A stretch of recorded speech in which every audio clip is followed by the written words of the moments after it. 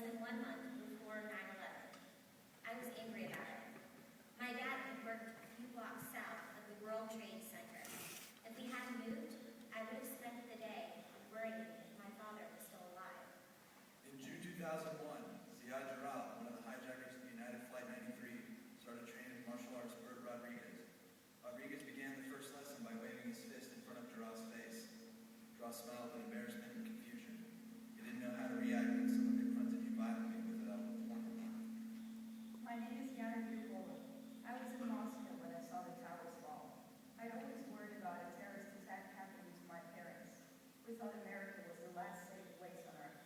On August 16th, Minnesota police arrested Zacharias Musawi, often called the 20th hijacker. Some FBI agents wanted his computer to be searched. Their superior said that the task wasn't pressing.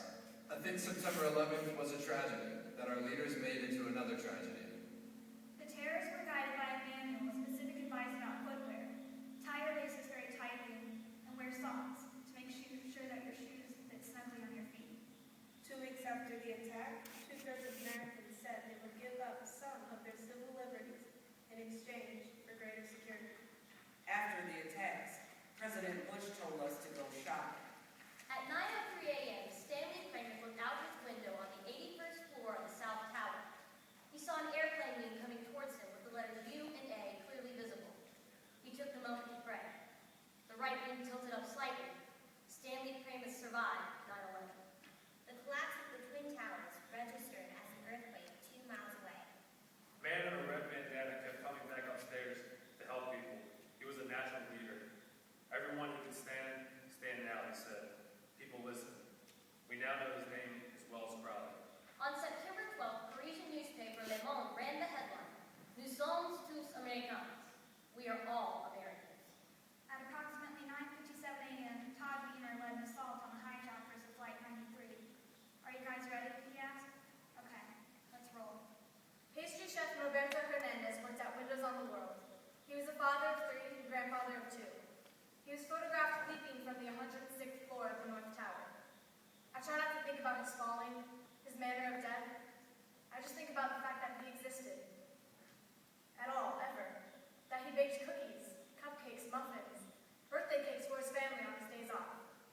Pastry chef Roberto Hernandez. It's a beautiful phrase. Anthony de Blas worked at Euroburgers, and his brother Jimmy at Canton Fitzgerald. Anthony survived. His brother died. Anthony completely approves of our war against Afghanistan. Each and every bomb has my personal blessing. Walt Whitman said, the United States themselves are essentially the greatest public.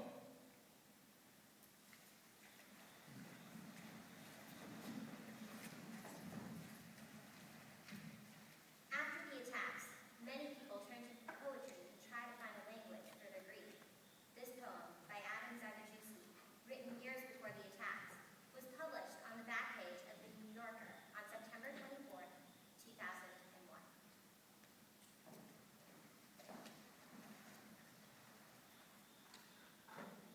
Try to praise the mutilated world. Remember June's long days and wild strawberries, drops of wine, the dew, the nettles that methodically overgrow the abandoned homesteads of exiles. You must praise the mutilated world. You watched the stylish yachts and ships. One of them had a long trip ahead of it, while salty oblivion awaited others. You've seen the refugees heading nowhere. You've heard the executioners sing joyfully. You should praise the mutilated world. Remember the moments when we were together in a white room and the curtain fluttered. Return in thought to the concert where music flared. You gathered acorns in the park in autumn, and leaves eddied over the earth's scars. Praise the mutilated world, and the gray feather a thrush lost, and the gentle light that strays and vanishes and returns. Shortly after 9/11, journalism professor Ann Carson crossed paths with the New York City fire chief who needed help writing eulogies for the men he had lost. Carson dramatized their work together in her play, The Guides. This is a monologue from that play.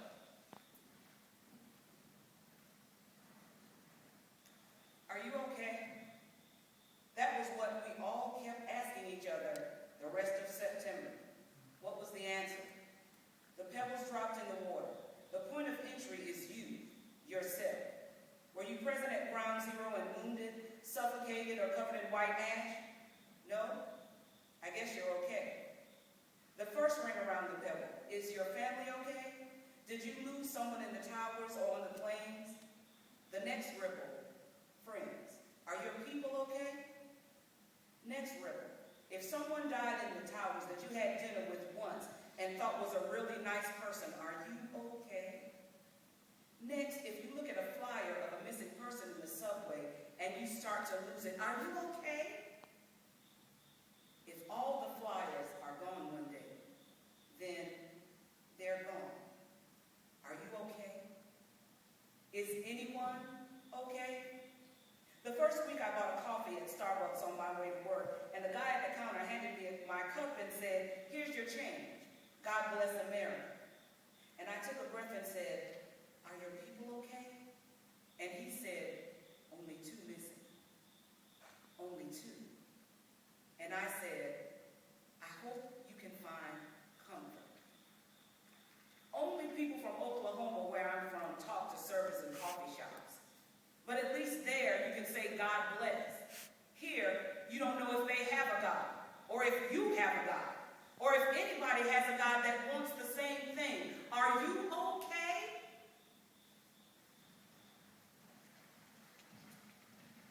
These are messages received at the Emergency Center of the Fire Department of New York on the morning of September 11th. 8:48:03 a.m. Caller states explosion at top of World Trade Center. 8:48:07 a.m. Plane into top of building. 8:12 a.m. Male caller states plane just flew into World Trade Center, possibly commercial airplane.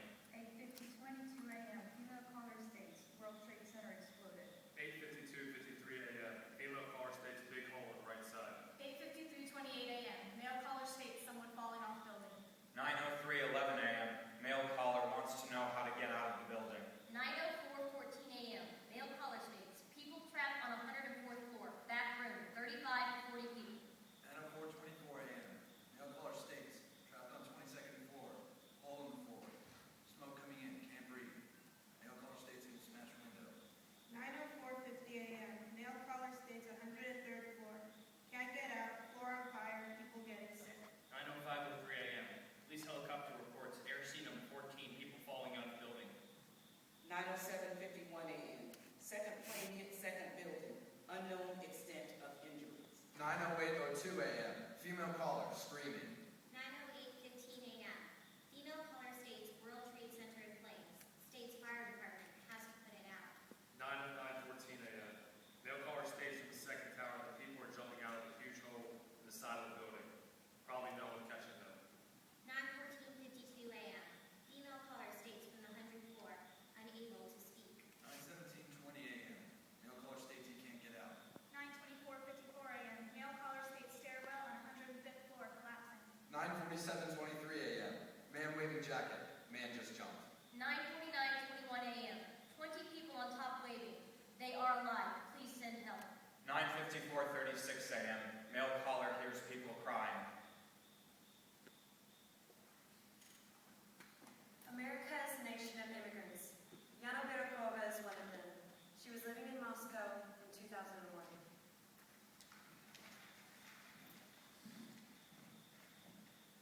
I remember that day really well. I was 10 years old. I was in Moscow, and Mom took me to defer to work that day. And I was bored out of my mind and was waiting for the day to be over.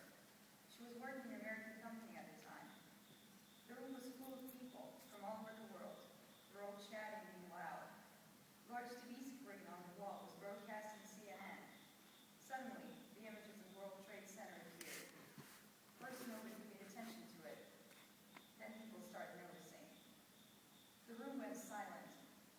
Time stopped. People were hypnotized by the terrifying images and couldn't speak or move. They couldn't even tell whether what they were watching was real or not.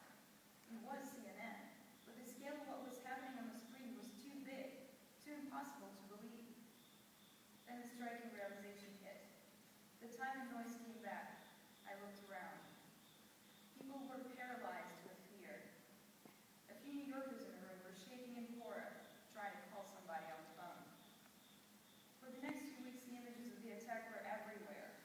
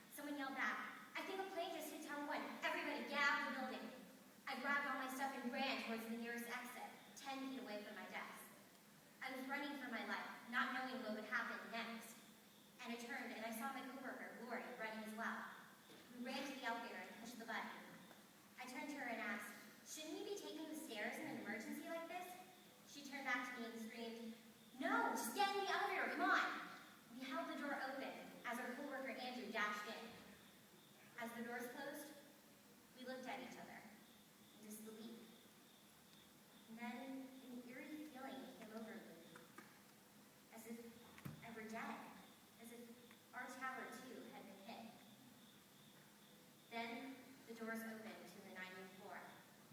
All that he heard were the screams of panicked employees. Lori and I pleaded with them to come into the elevator, but no one did. The doors then closed. Why didn't they go? This question haunts me every day. The doors next opened to the 78th floor, one of the main elevator banks on Tower 2. Lori and I dashed to the nearest elevator and shoved our way in. A woman inside screamed, "That's it, no more people." And as the doors closed, I turned around and saw two men scrambling to get in onto another elevator. When the elevator stopped at the ground floor, I looked to my left, and there was Liberty Street in ruins. Debris covered the sidewalk. I saw security guards ushering people away from the street. I heard someone on the PA system say that there were no problems with Tower 2, and workers should get back to their desks. The roar of another airplane engine hovered overhead. We watched in horror as another airplane dove into the upper floors of Tower 2. For a moment, the tower looked as if it were about to topple on top of us. We're trapped, I thought. This is it. Then, the tower collapsed onto itself. And I began my journey home on the FDR highway, distraught and covered in debris. And for the first time that day, I broke down and cried. I had survived a terrorist attack. I'm alive. God bless you all. I will recover.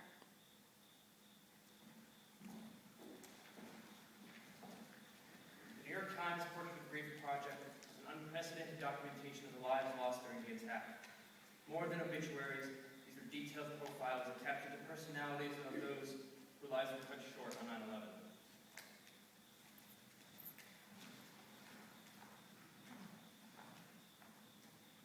Joseph Grzilak, firefighting with research.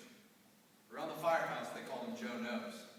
Chief Battalion 48 in Brooklyn, Joseph Grzilak had been fighting fires for 28 years and memorizing trivia for even longer. During slow shifts, he could be found at his computer, researching everything from home repair to bowling strategies. He was a history buff who read 2 newspapers a day, breezed through crossword puzzles, and answered all manner of arcane questions for friends and colleagues, hence the nickname. We encouraged him to try out for Jeopardy, Chief Grzilak's wife, Joanne, said. He'd watch it, and most of the time he was right on the money. Chief Grzilak, 52, had a mathematical mind that benefited the men he supervised. He was very rational about fighting fires, Ms. Grzilak said. When the younger guys would ask him to approach a certain situation, he always came up with the best advice. When he raced to the World Trade Center on September 11th, Chief Grzilak took a binder full of research he compiled over the years about fighting high-rise fires. It was found, Mrs. Grzilak said, in his crushed car. Maria Isabel Ramirez, taking care of Mozart. As a child, Maria Isabel Ramirez was always bringing home stray cats and dogs, but she could never keep them due to her mother's allergies. When Mrs. Ramirez got her own apartment 5 years later, one of the first things she did was go to a kennel and pick out a dog. She named him Mozart. He was black and brown, the vet called him Brindle, and he was part German Shepherd and part Pit Bull. She brought him home on her palm. He was so tiny, said her mother.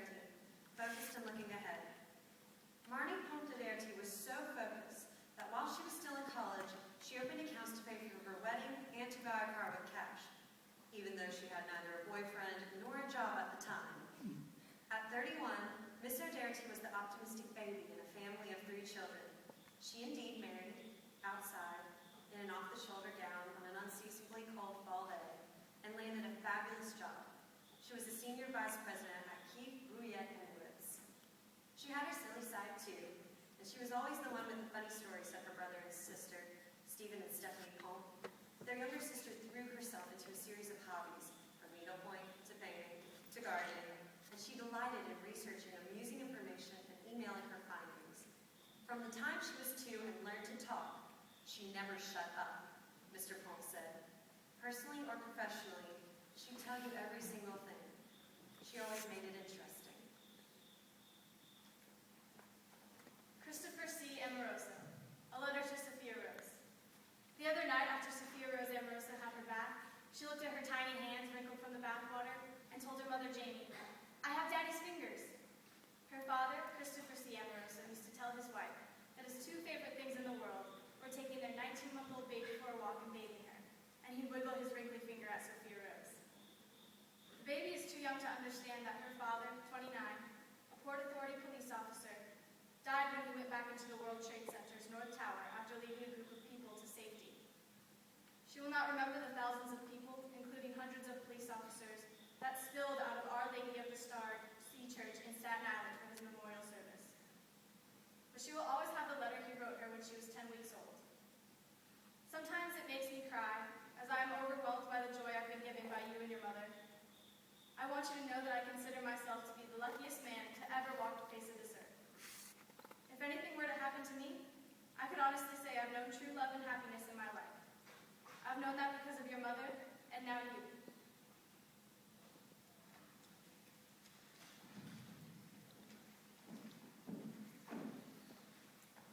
Bert Rodriguez is a martial art expert who lives in Florida.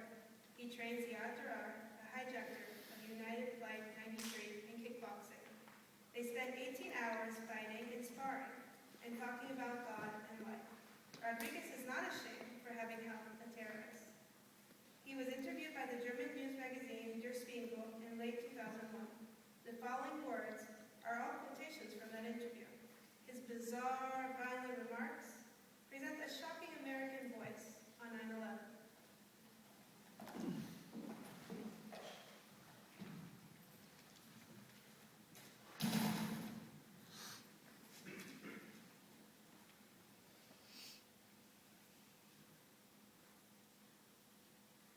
I used to have a lot of weapons in here.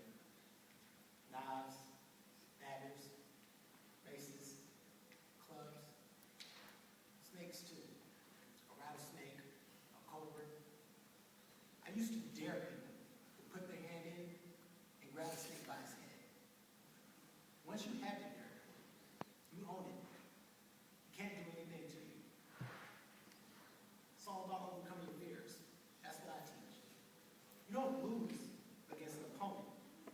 You lose against your own fears. I taught Ziad Jarrah how to fight. 18 sessions. The first time, I put my fist in his face. He asked me what he should do about it. He kind of laughed. He was embarrassed. I told him, don't think when you fight. You got to be active. By the 10th lesson, he knew how to fight off a baseball bat. All my students do, or else they're in trouble. It's always a good policy to bleed your opponent. Always carry a knife. Try to cut him so that he sees when he's being cut. If you have a choice, under the arm is good. There's a lot of blood there. Zarah wasn't a fantastic fighter, but he was willing to learn.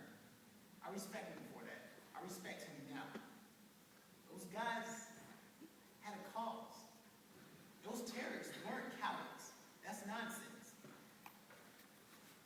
We don't have ideals in our country anymore. That's what's wrong with us. But those guys had ideals. You gotta find something worth fighting for. Most people just sit around, watch TV, and get fat. Not me. I run 21 miles a week. I get into the ring every day. This is my gut. It's a reasonable gut. I eat 1 meal in the afternoon, like predators do. Had I been on that flight, Flight 93, I wouldn't have prayed. I wouldn't have called my wife. I wouldn't have conferred with anybody. I wouldn't have needed 30 minutes to summon up my courage. Maybe I would have whooped those guys' asses. Maybe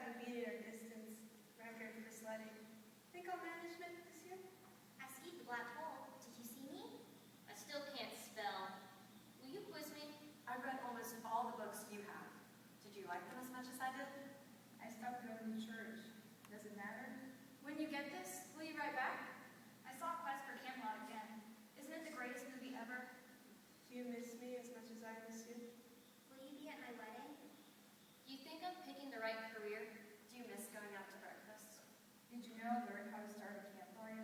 I still can't catch any fish. Funny, huh? Would you still take my door off the hinges when I slam it? Hey, Dad, why is the sky blue? I've forgotten. What's your favorite color? Do you remember the beach? Could you teach me how to build sandcastles? Have you read what I wrote? Would you go hiking with me? Do you love me? Most of all, I wanted to ask, am I still your little girl? Forever, Lauren.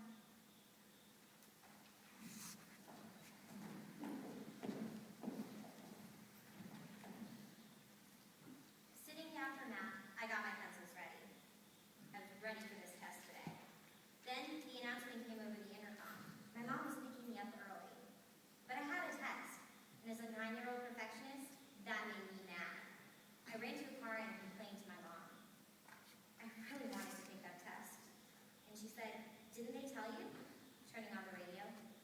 There was no music. Only the strange voice telling me that earlier that day, 2 planes had hit buildings in New York. I couldn't understand. "Your Aunt Leo works there," my mom explained. "So does your Uncle Oka." She turned a corner. "Your dad worked a few blocks down." I couldn't understand. Not even a month ago, I was angry because my parents made us to move to North Carolina for my dad's job. Now, if we had still been in New Jersey, I wouldn't know if my dad was alive.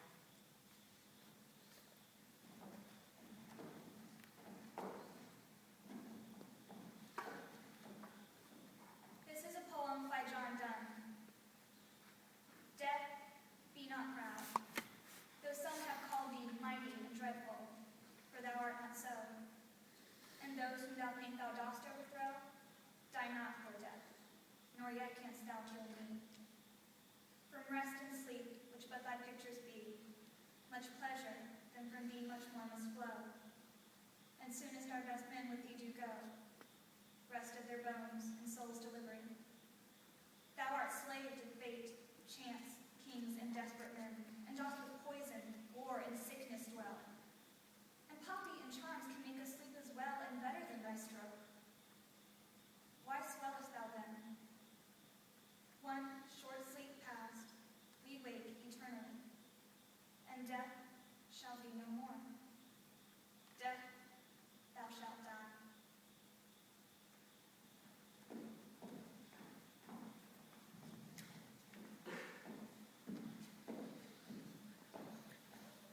When I first read to participate in the 9/11 10th year memorial play, I was not sure if I could speak for all the families and victims of this massacre of epic proportion.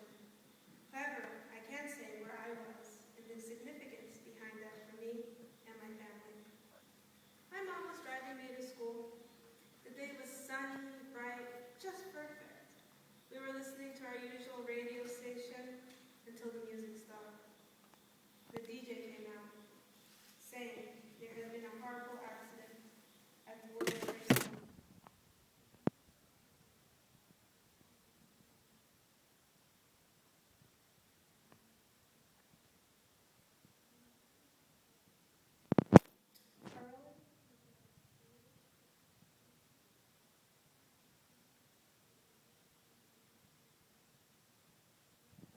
Twin Towers.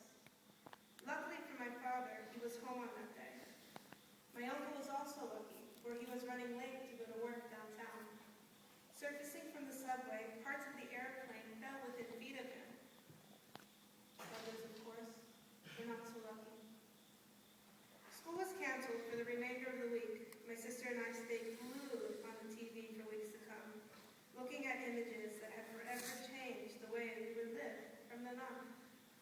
My parents were trying to communicate with our friends and their family just to see if they were okay.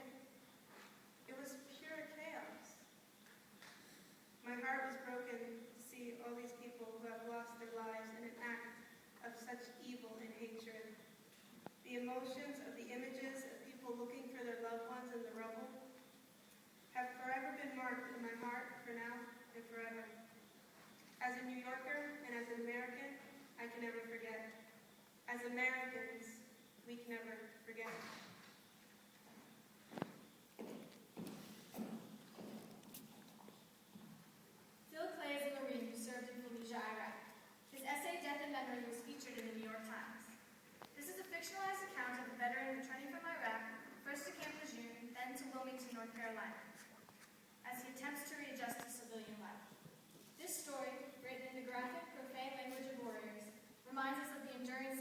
sacrifices made by our soldiers in the wars following 9/11, first in Afghanistan, then in Iraq. So here's an experience. Your wife takes you shopping in Wilmington. Last time you walked down the street, your Marine on point went down the side of the road, checking ahead and scanning the roofs across from him.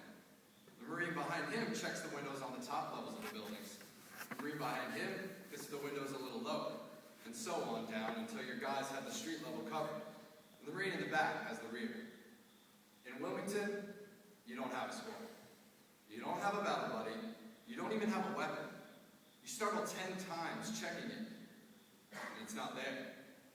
You're safe, so your alertness should be at white, but it's not. Instead, you're stuck in an American Eagle Outfitters. Your wife gives you some clothes to try on, and you walk into the tiny dressing room. You close the door, and you don't want to open it again. Outside, there's people walking around by the windows like it's no big deal. People have no idea where Fallujah is, where 3 members of your platoon died. People who spent their whole lives at white. They'll never even get close to orange.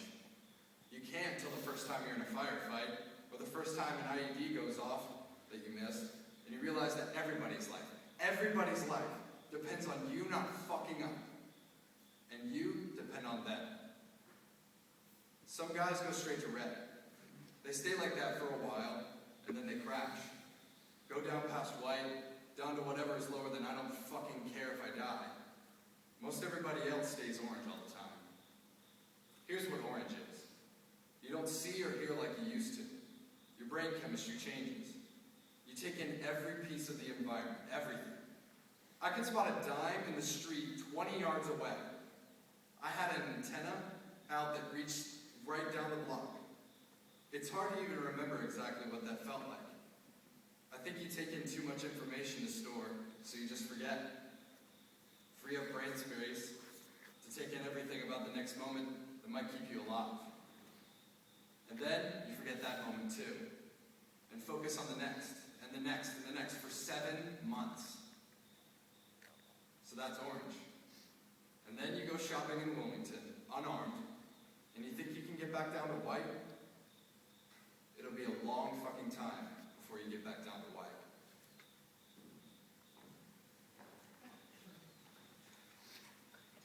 Among the varied American voices responding to 9/11 was that of controversial journalist Hunter S. Thompson, who wrote the following essay for ESPN, the magazine.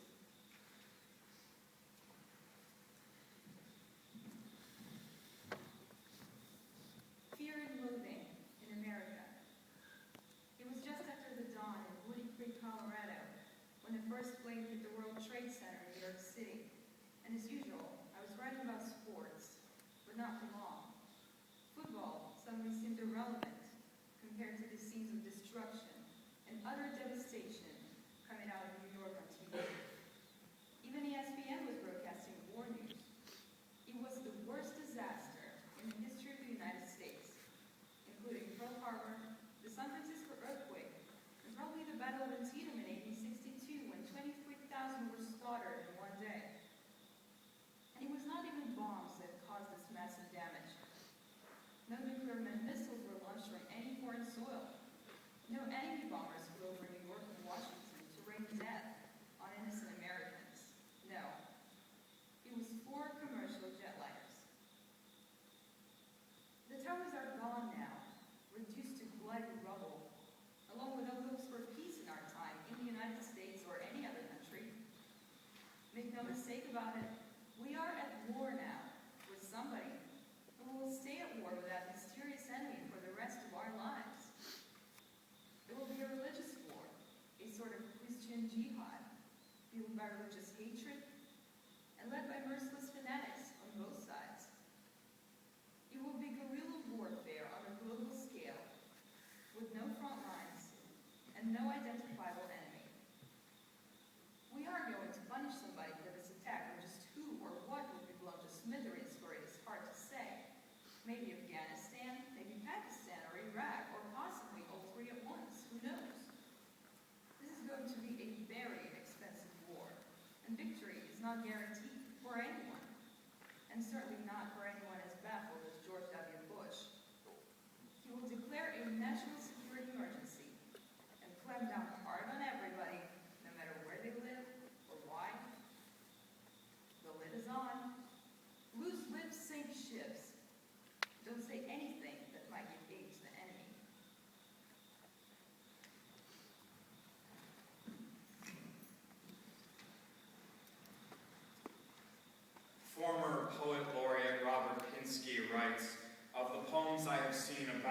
events of September 11th, one I admire is Frank Bedard's Curse, which stands out for its candid refusal to be nice or large-minded.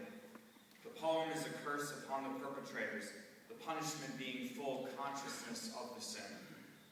In the last two lines, the concession that a curse is not the most desirable accomplishment separates the poet from the blind complacency of the killers.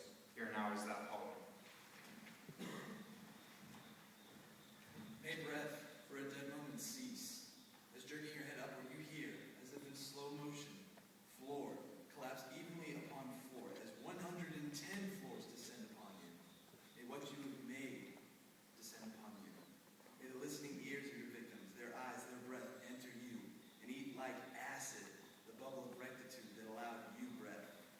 May their breath, now in eternity, be your breath. Now as you wished, you cannot for us not be. May that be your single prophet. Of your rectitude at last disenthralled, you seek the dead. Each time you enter them, they spit you out. The dead find you are not free. Out of the great secret of the walls, the imagination to enter the skin of another, what I have made is a curse.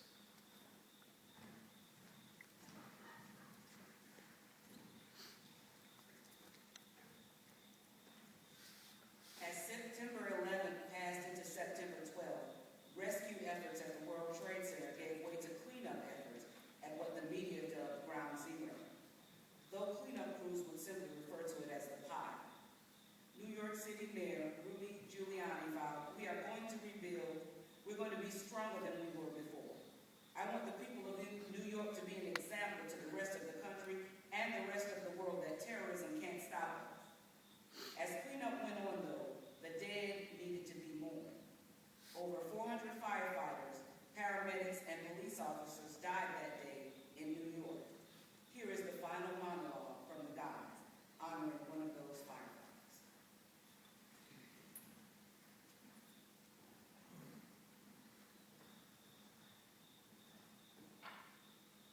I am Nick Flanagan of Ladder Company 60. I'm here to honor the memory of our dear friend and brother, Bernard Capel. I want to offer my most sincere condolences to his parents, Mr. and Mrs. Capel, here with us today.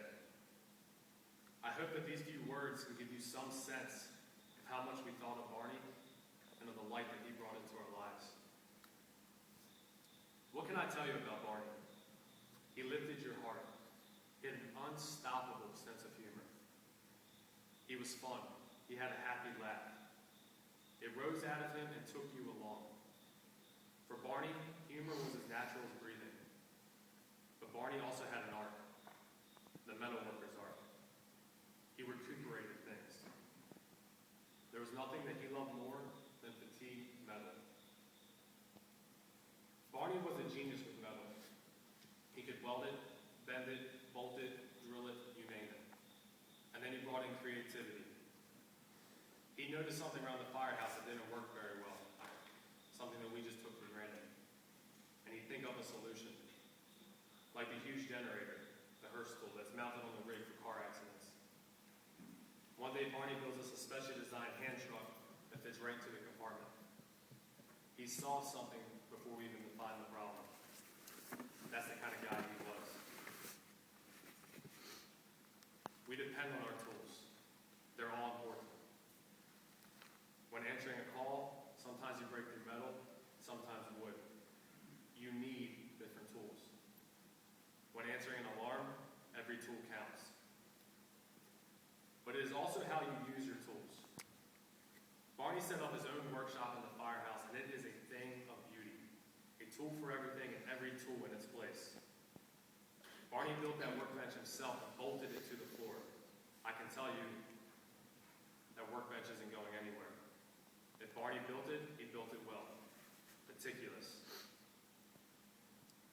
Barney had a unique talent and he used it for the betterment of the company.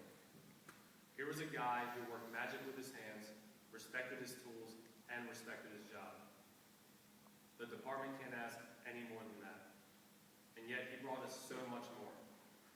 He made us smile. And he still does, just thinking about it. He made us laugh. He made you feel good about who you were, about working with each other.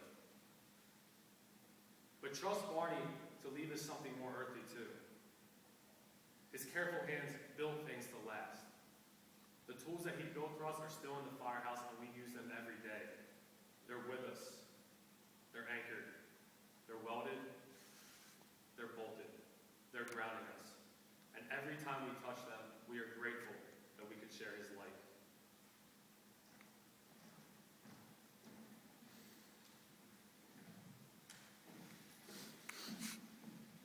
As Americans tried to regain normalcy in their daily lives in the days after the attacks, the media was filled with messages of hope and resilience.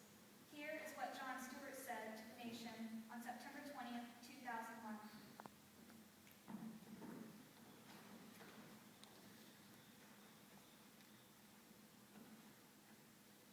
He said to get back to work. There weren't many jobs available for a man in the fetal position under his desk.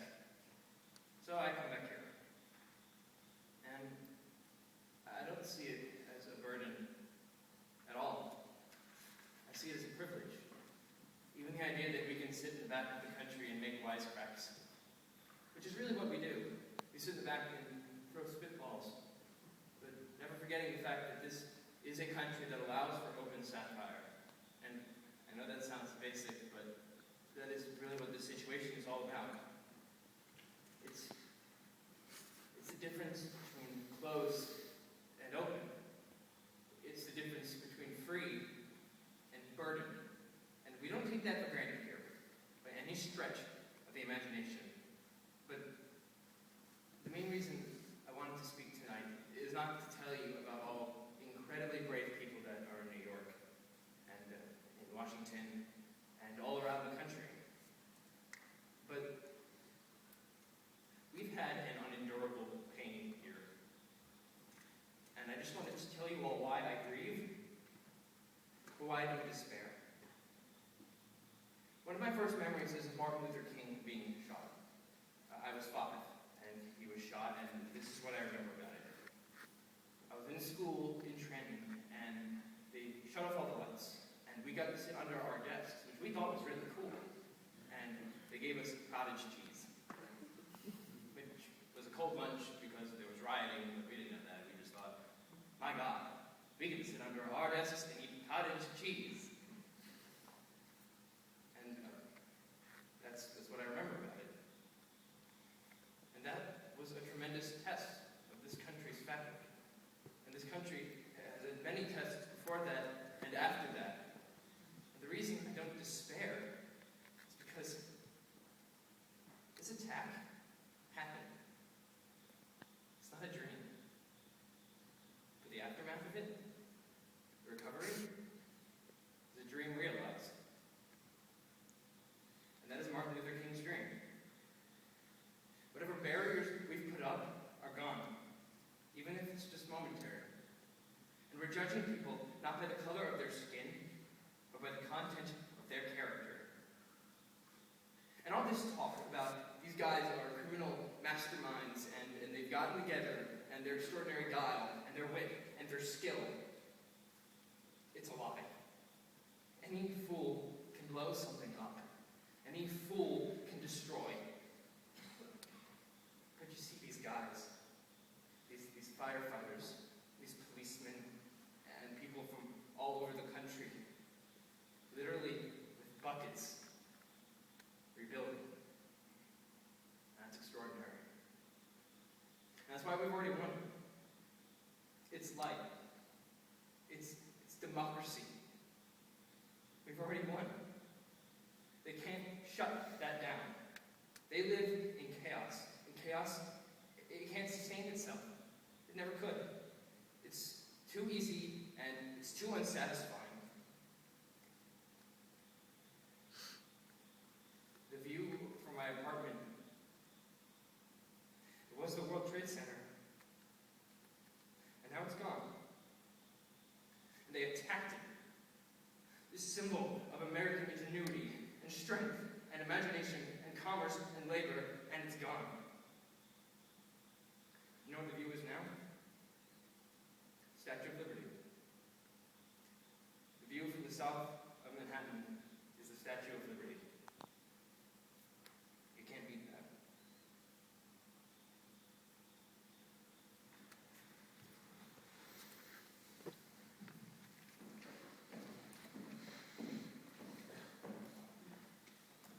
And so we remember.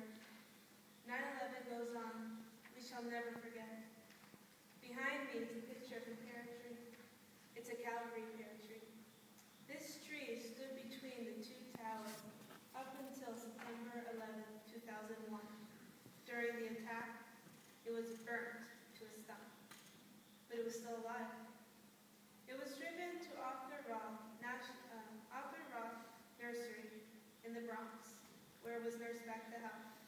It grew from 8 to 30 feet. In March of last year, though, a storm uprooted the entire tree. Workers had put it back into the ground, and it survived again. A slither of light. It's a piece of hope. The memorial for September 11 will have this tree in the center of 400 swamp white oaks. And it shows us all that in the midst of all this death, life can still persist. We need as much hope as we can get. Thank you for coming out. Good luck, and God bless.